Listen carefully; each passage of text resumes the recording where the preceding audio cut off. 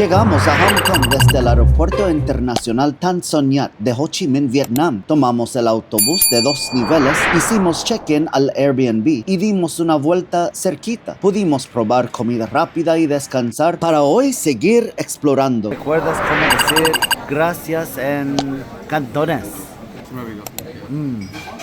Goi.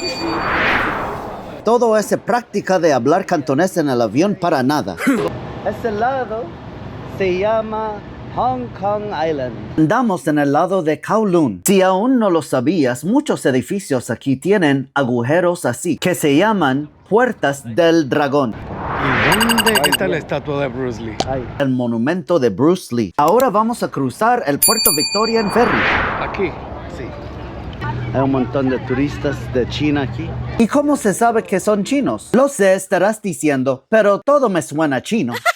Ah, mira, qué lujo. Aire acondicionado. Y mira a este atrevido Gregory, grabándome con el pelo suelto. Diga algo, Ada. Honestamente, no sabía exactamente dónde íbamos. Bajamos. Y el tipo estaba gritando, where are you going? Le mentí. Y yo dije, Victoria Peak. Hong Kong es famoso por tener muchísimos rascacielos, más que cualquier otra ciudad. ¿Quieres pasar por el mall? No, tú tienes dinero para comprar. Mira, yo no dije quieres comprar en el mall, yo dije quieres pasar por el mall. When One Line es donde vamos.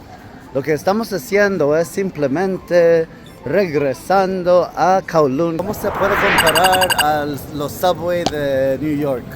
En el metro MTR. ¿Sí es como se ve todo? Muy complejo aquí. Ahora que regresamos a Kowloon, solo nos quedan un par de horas más, porque recuerda que esto es solo una escala. Tienen todo guindando ahí. Gallina negra. ¿Tú no has visto esto? No. Gregory pudo encontrar algo que quería. Dile gracias en cantonés. 12. ¿Quién sabe lo que me dice? A lo mejor trataba de explicarme lo grande que era. Uniqlo de Hong Kong.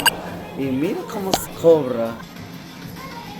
Ay. Ya se nota que este autoscan como que me da una cosa para el aeropuerto. En el mismo autobús que nos trajo ayer. Aeropuerto Internacional de Hong Kong.